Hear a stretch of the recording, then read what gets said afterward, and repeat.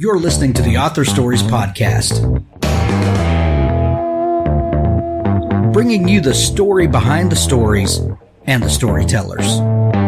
Margaret White, Terry Brooks, Sheena Kamal, Matthew Quick, J.T. Ellison, Walt D. Williams, Brad Thor, Corey Doctorow, Brandon Sanderson, Robin Mott, Ernest Klein, Jim Butcher, Sherwin Harris. Visit hankgarner.com for archives of all the shows. Today's guest is Jean P. Moore.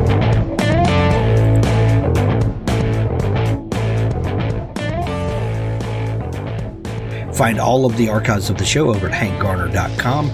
There are links in the right-hand sidebar where you can subscribe to the show on any platform that you listen to podcasts on.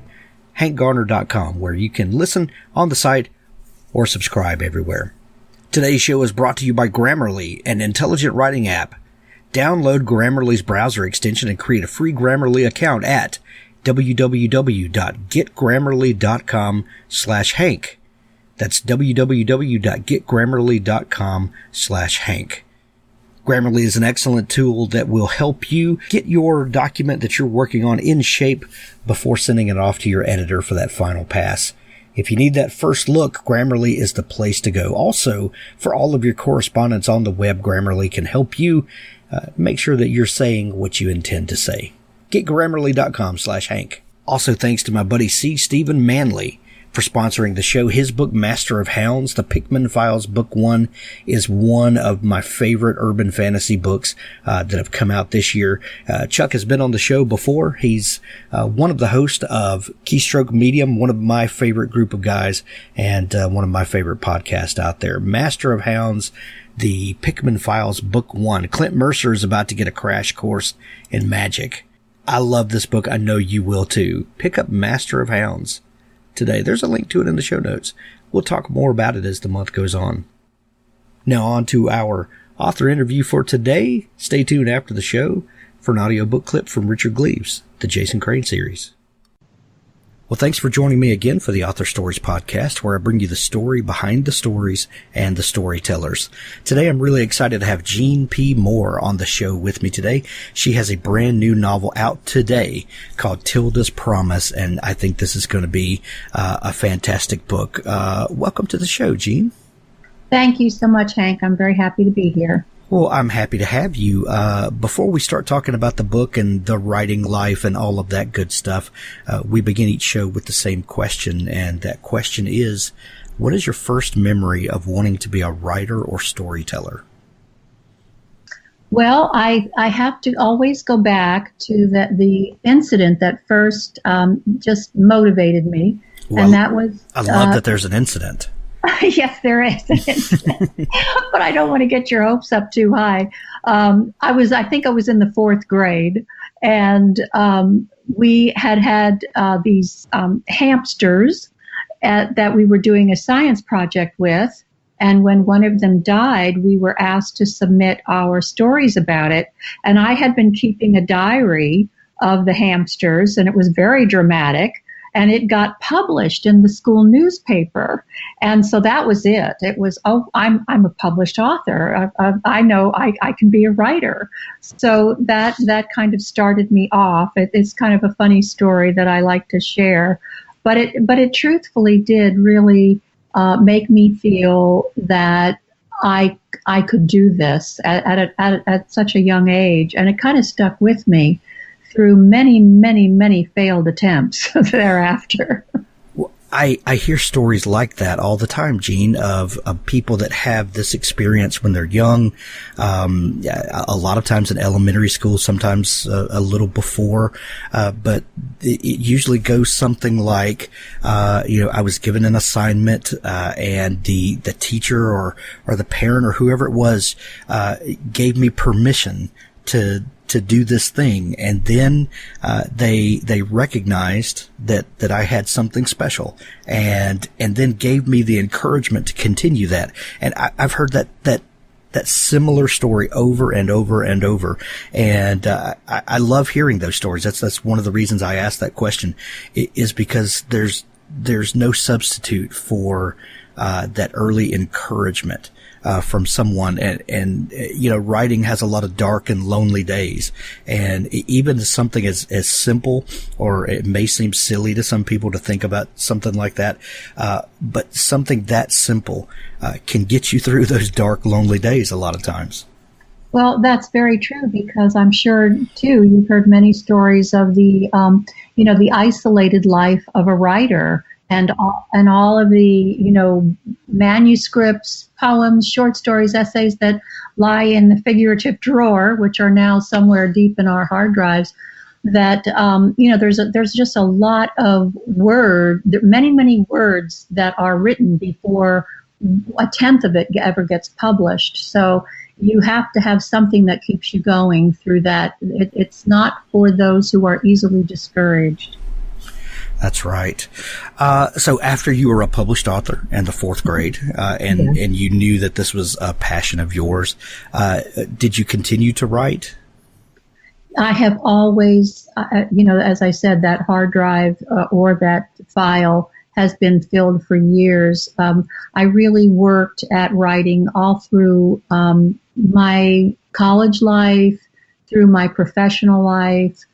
These were the things I think that were helping me to learn how to become a writer, even though they never saw the light of day. I often think of writing as like any other skill. There is a certain amount of skill that you learn. It doesn't mean that you're going to be a great writer, but you have to learn a skill to do it. And it takes a lot of time and practice, so that, just as one day you say, oh, look, I can ski down that hill. One day you say, oh, I know how to write dialogue, or, I know how to get my characters from one room to the other. You have to work at it. It's a skill that you can take classes, you can be in workshops. All of these are wonderful, good things, but it's the doing, it's the sitting down at the desk and doing it on a regular basis that helps you to learn what it takes to be a writer, as it does to do anything that requires skill in life. That's right. I think a lot of people get discouraged in the early days because the work that they're turning out is maybe not up to par, or maybe not. It's not what they feel like they're capable of, and like and I love that you call it a skill, because it absolutely is. And that's one reason I differentiate between storytellers and writers sometimes. I think storytelling is something you're born with. It's this certain imagination that people have. Now, then you can take that gift, and you can take the skill of writing and marry those two things together, and you can be a novelist. But just because one is ever present doesn't mean the second part is as developed as the first part. Some things, you take a one part gift and another part elbow grease and a lot of patience, and you become a writer. Well, I think that's very well said, because you can have, as you're just so well expressing, you can have the talent, but you have to develop the craft. They have to go together. And I think a lot of people that do have some potential, I think you're right. I think they may get discouraged and lose heart at the beginning because it doesn't come as easily as they think it should. Yeah.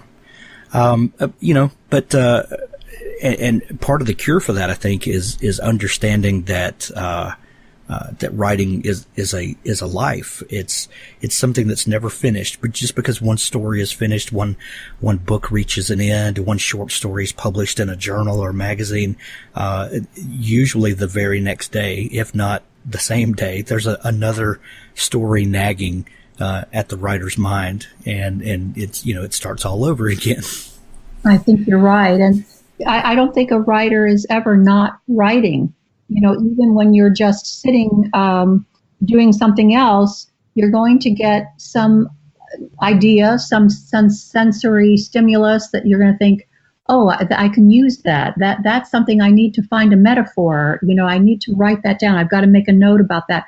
You're constantly in writer mode. Once you start being a writer, you're always in that mode. And it kind of reminds me too of without getting too abstract, it's a little spiritual in the sense that to be a writer, you have to be in the present. You have to be ready for that stimulus to enter into your consciousness so that you know it's there. You can hear it, feel it, taste it, touch it, and you have to make note of it because it's always something that will become something that you'll use later. It's an interesting phenomenon, I think, that happens when you really recognize in yourself that you're a writer.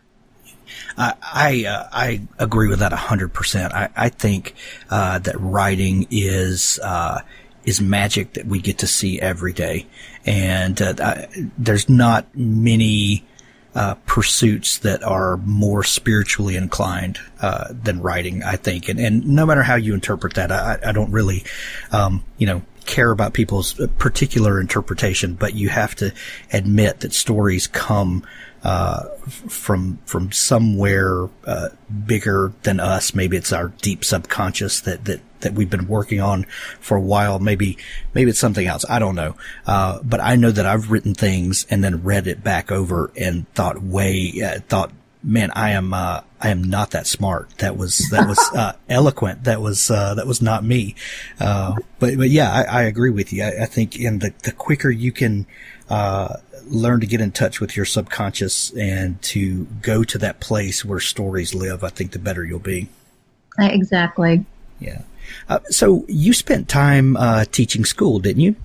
I did. I started my first professional work it is a profession. I was a teacher of high school students, and it was a very interesting time, a wonderful time. Interesting, we always use that word when we're trying to gloss over the hard part. Right. But the wonderful part was being, with students every day and having that time with them in the classroom when it does connect. And I taught literature and writing and grammar, the whole gamut of high school teaching.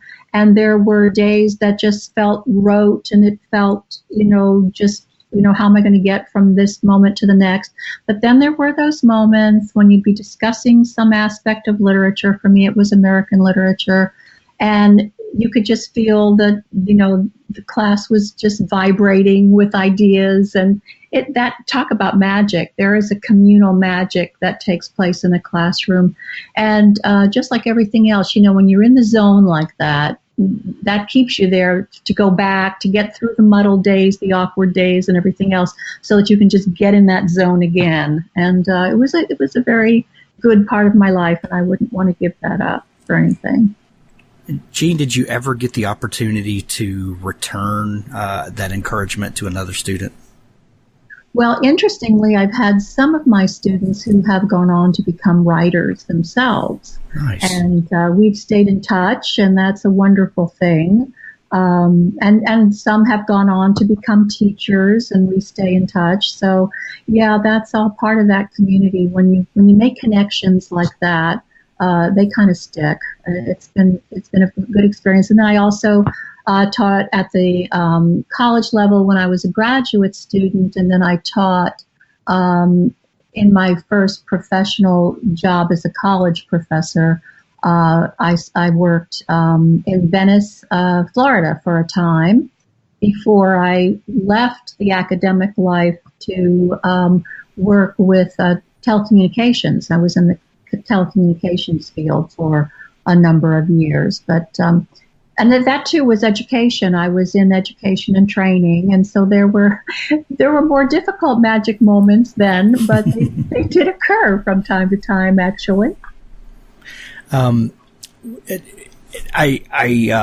guessing that throughout this time that you were teaching, that you were still working on writing of your own. In getting to know you this little bit, I believe that you're one of those people that story is always brewing in there. How did you continue to pursue your personal passion of writing while doing that? Well, I was never the person who got up at 5 o'clock in the morning to put in an hour before, getting ready for work or school. But I did always use my vacation times and my off times to write, I recognize that is a harder way to do it, but I've also, given myself some space to recognize that people are writers in different ways. There's no one formula that works for everyone. I kind of need quiet time. I have to know that I can sit down 4 hours at a time and just have some undisturbed writing time. That's very, very important to me. So I have writer friends who they write in the car while their kids are at soccer practice. I was never that person. It didn't mean that I wasn't always thinking. I was always kind of, formulating in my own mind. But then when I had the quiet time, then I could write all that down and get it out on the page. So I really wish I could remember who this quote is from, and it'll come to me later. I'll add it in the show notes. But I really wish I could remember. But they said that keyboarding is not writing, or typing is not writing. That's just recording the story. But the real writing comes when you're walking, when you're sitting quietly in your favorite chair, drinking a cup of coffee or tea. It's on a long drive. It's wherever you get some peace to work out the story, and then sitting down and typing it out. Maybe you have a schedule for typing, but that's not necessarily a schedule for writing. And that always really resonated with me, because I may have days where I don't sit down at the keyboard at all for 2 or 3 days in a row. But I'm always thinking about this, whatever the new thing is in my mind. And I think you and I are a lot alike in that way. Well, thank you for that. That makes me feel a lot better about what I sometimes think of as my negligence. So thank you. I appreciate that. I know that you've published several novels and several short stories. Past the fourth grade. What was your path to getting your stories out there? Well, I did a lot of writing, as I've mentioned, that never saw the light of day. I retired very early, and over the last 10 years or so, I started, writing short stories, writing essays, and submitting them for publication. So that was something that I had never done before. So I did that, and I started getting my stories and my essays published. And I was also writing poetry at the time. And I just recently and I was getting my poetry published. And I just recently had a chapbook. Actually, it was last year. I had a chapbook of poetry published. So in the last 10 years, I've been able to complete 2 novels and a book of poetry, in addition to having short stories and poems published. So when I think back on that, I realize that all of that paper that got stuffed in drawers that never got published really helped me to get to that point where, when I was ready to start publishing, I was able to do it rather quickly. And by the way, that quote was Truman Capote. Okay. It popped in my head. But that's wonderful. Do you, when you're writing short fiction or poetry or longer form, novels, do you distinguish between them, in the writing? Do you know when you sit down, okay, this is going to be this kind of piece or this kind of piece, or does the thing develop in the writing? I think that, I've always known my novels were novels. That's always, that I've never had any. It didn't start as a short story and work its way into a novel, for example. I started with a character, I started with an idea, and then it would just develop from there. But I knew that the bigger idea I wanted to work with was a novel. Poetry. Sometimes poetry can come out of other writing, because you might get a metaphor or an image that sticks with you and then gets developed into a poem. I don't think I've ever had a poem that then went into a short story. So I think I do kind of know what genre I'm dealing with when I'm writing. I do get a lot of ideas that I just, write down and then develop later. But for poetry, it's usually an image or a metaphor that I know I'm going to use as a poem, that will be developed into a poem. And short stories are usually, I recognize that there's going to be a narrative line there. So, yeah, I guess my answer is that I know what the genre is going to be. Interesting. Your new book, Tilda's Promise, is that your second full-length novel that you published? Yes. Okay. The first one was Water on the Moon. Tell us a little bit about that book and where that story came from. Well, that is interesting because when I was just mentioning that I start with a character, I had a very vivid memory of sense of a character there. I had an image of a woman who went out at night to throw out the garbage, and she just stood there and took a deep breath and was having a moment of relaxation. She was so busy in her life that she was so fraught that she had to take this moment of going out to take out the garbage to have a moment of peace. And that was the beginning of Lydia's story in Water on the Moon, who was a recently divorced mother of twins and who had just lost her job during the financial crisis and was really at incredibly loose ends in her life. And it begins with a pretty dramatic scene, doesn't it? Yes, because that image that I had of her, taking out the garbage was how I began to develop her character. But the book begins with a plane. She hears a plane in the distance and thinks it's getting too close. And so she just quickly runs to get her daughters and the dog, and they run under the stairs into a crawl space because she knows that she can feel the vibration that plane is going to hit. So she has this very split-second moment in which she can make this decision to get the kids downstairs and the dog and get huddled for safety. And the plane does hit the house, and they survive, but they have to be rescued. Oh man, what a great way to set some dramatic tension right off the bat, huh? That's amazing. Jean, when you envision a story, what's the first thing that usually comes to you? Is it a character? Is it a setting? Is it a plot point? And then how do the other pieces come together for you? I think it is a character, because even in this next one of Tilda's Promise, I started that book, although that's not the way it ended up, but the way I thought my first line was going to be, the night Tilda's husband died was the first night in a long time that she had been able to fall asleep. And it was going to be developed around that idea. I just had this image of a woman who was having difficulty dealing. She was getting older, dealing with mortality, worrying about everything, having trouble sleeping. And this first night that she's able to fall asleep, ironically, is the night that her husband dies. So it starts off not with that image as I had originally intended, but it does start with the idea of a woman.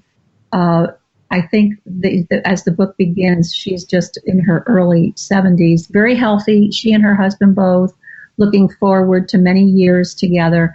And what do you do when that is suddenly taken from you very unexpectedly? And that was what I wanted this book to be about. And I know that it came from the fact that many of my friends, family members were dealing with, this great loss. And how were they going to then reconstruct their lives, deal with their grief? It just became something that I felt I would be a friend with a shoulder. I would listen to their stories, and I wanted to know what I could do with that empathy I was feeling for them. And that was how the character of Tilda was born in my mind. And I knew it was going to be about her loss and how she was going to cope with that. How do you envision your books, Jean, genre-wise? Do you look at these as literary fiction, as character studies? what would you describe genre-wise your books are?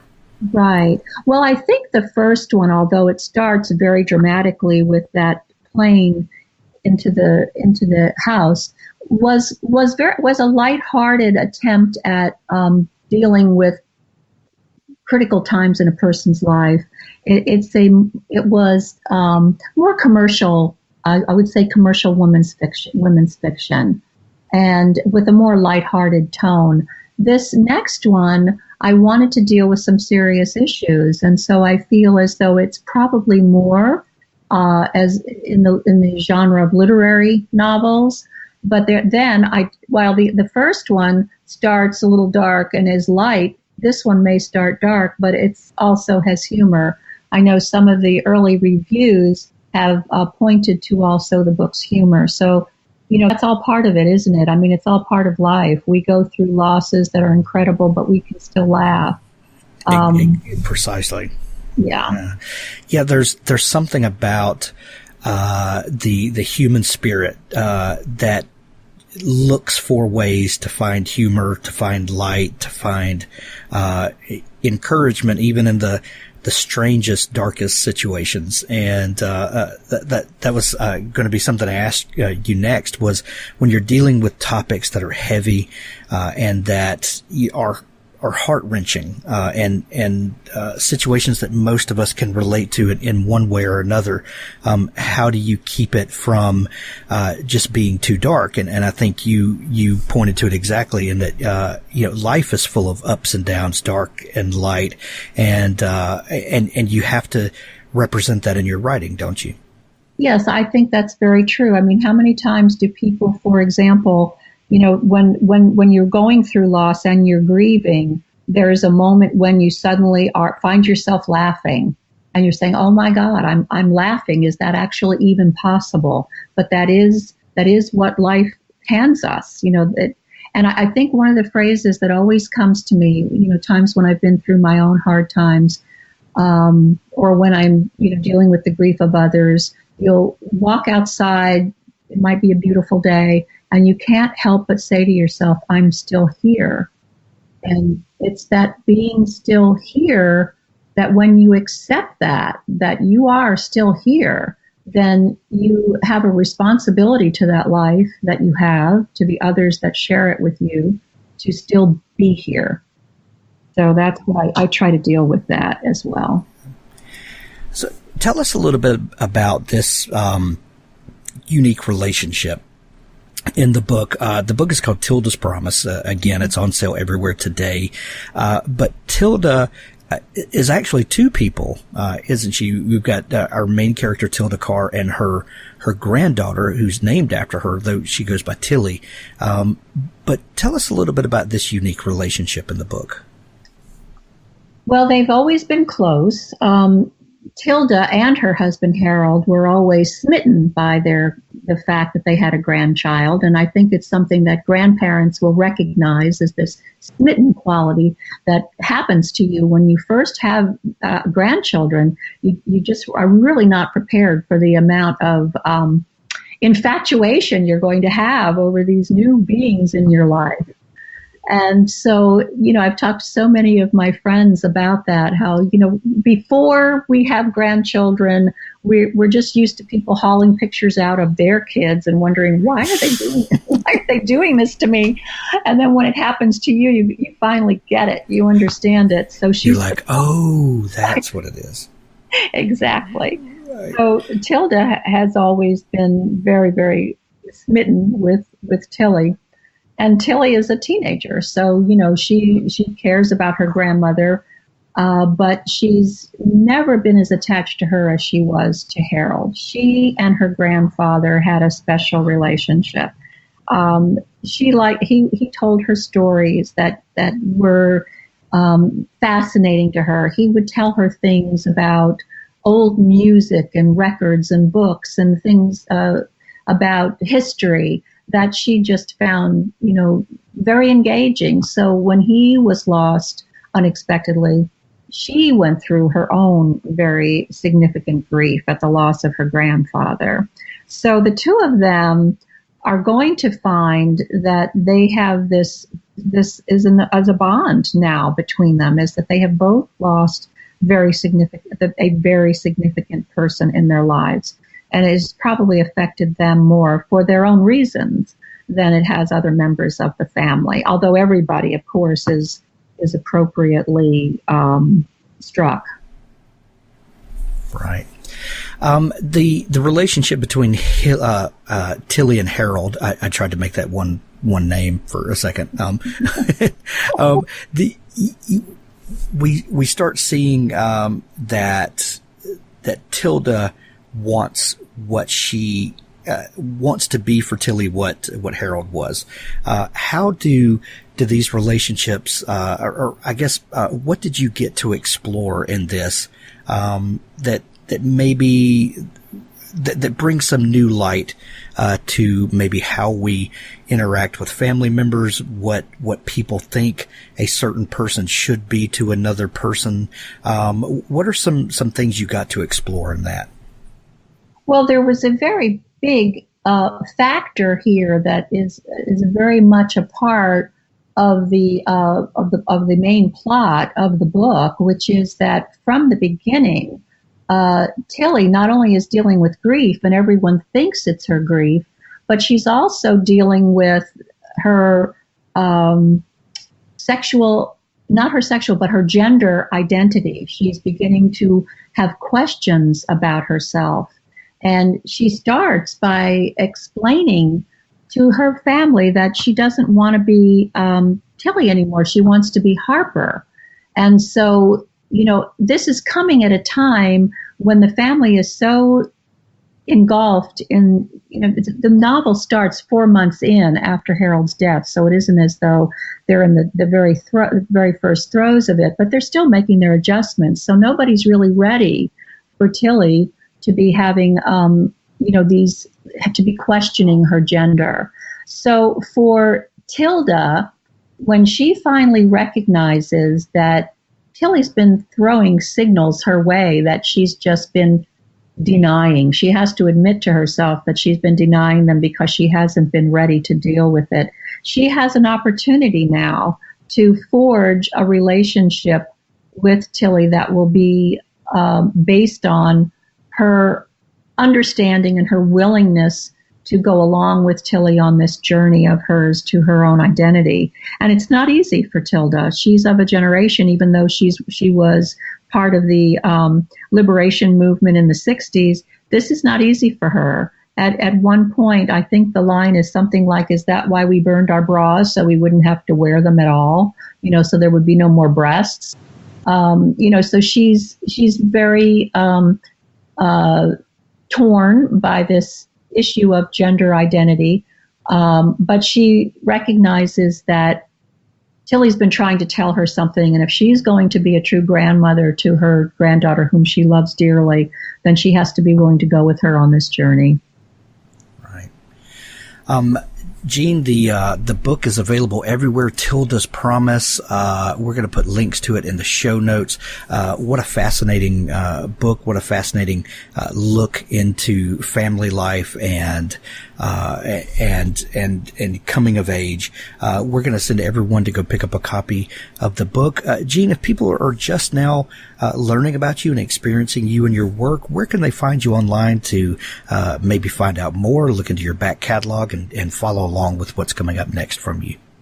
Well, the best place to go would be to my website, which is jeanpmoore.com. And there they'll find my social media links. And also there's an opportunity if they would like to subscribe to a newsletter that I do on books. I have what I call a virtual book club. My subscribers tell me about the books they're reading. I talk about the books I'm reading, and it all goes into a regular newsletter that I send out. Fantastic. We'll put a link to it in the show notes, Jean. Thank you so much for taking time to come on the show today. Thank you so much, Hank. I really enjoyed it. Thanks for listening to the Author Stories podcast. For more great author interviews like this one, go to hankgarner.com and dig through the archives. There's something there I know you'll love. Now stay tuned for a special audio clip from Richard Gleaves' The Jason Crane series. They sat in silence, leaning on Spook Rock. It pulsed against his back, in rhythm with his heart. He fought an urge to press his palms to it and steal its mysteries. Kate took her hand away. "This fundraiser for my father's campaign, was it your idea?" "No." "I didn't think so. You need to watch out." "For what?" She stood and paced, hands in pockets, avoiding his eyes. "Right now, you're a free agent. Nobody knows what you can do except me and Joey. That's rare. You've got space to find your own path, without everybody watching you or controlling you." "How many of them, us, are there?" "A few handfuls of families. We used to be all over, but we're kind of dying out. The secrecy issue makes it hard for us to find each other, hard to find people to marry and the like. So we congregate in a few obvious places. Salem, Sleepy Hollow." "Transylvania?" "Don't be stupid. There's no monsters, just people. And ghosts." "Ghosts are people." "They were." She held her arms out. "That's all there is. People in the spirit world. And places in between. Magic places, haunted places. Like this. We gravitate to towns where we can stick together." "It sounds nice." "It can be smothering. We have factions. Not all of us want to get by in peace. Some of us, my father is one, say we need to be more aggressive. Increase our numbers. Take charge of things. Politics, finance. Fix the world. People listen. They think they're special. They don't call themselves the gifted. They call themselves the appointed. As if God singled them out to rule. My dad's a good man. He just thinks he knows what's best for everybody. And you'll be meeting his crowd." "At the fundraiser?" "It will be mixed, mostly normals, but I'll point out the dangerous ones. My father employs a man named Mather. You can't miss him. He has purple eyes. Mather is like this rock. He'll be able to sense you. If you want to stay a free agent, you'll need to avoid him." "Or else what? They'll want to recruit me?" "You're Ichabod's descendant. Ichabod was attacked and survived, a potential founder. They're already watching you." "I'm no good to anyone." "You don't believe that?" "Neither do I." She knelt and pushed the hair out of his eyes. "What am I going to do with you, Jason Crane?" "Love me," he thought. He felt himself lean forward. They would kiss, here in this sacred place, beneath the stars. Stars? Stars? "What time is it?" Jason jumped to his feet. "We need to go."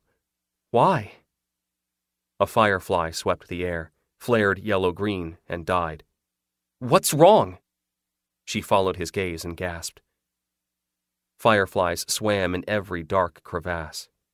Faces coalesced where the lights hovered.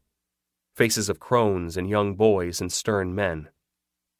Emaciated, hale, wounded, vacant, menacing, piteous. Bodies took form. Military uniforms, bonnets, black lace, crepe, shrouds, winding sheets. Sleepy Hollow Cemetery had disgorged its dead, and that grand army of spirits now made camp at Spook Rock to await orders from their leader. A laugh chopped the wood of the forest. Jason had heard that laugh before. He squeezed Kate's hand. "Run,"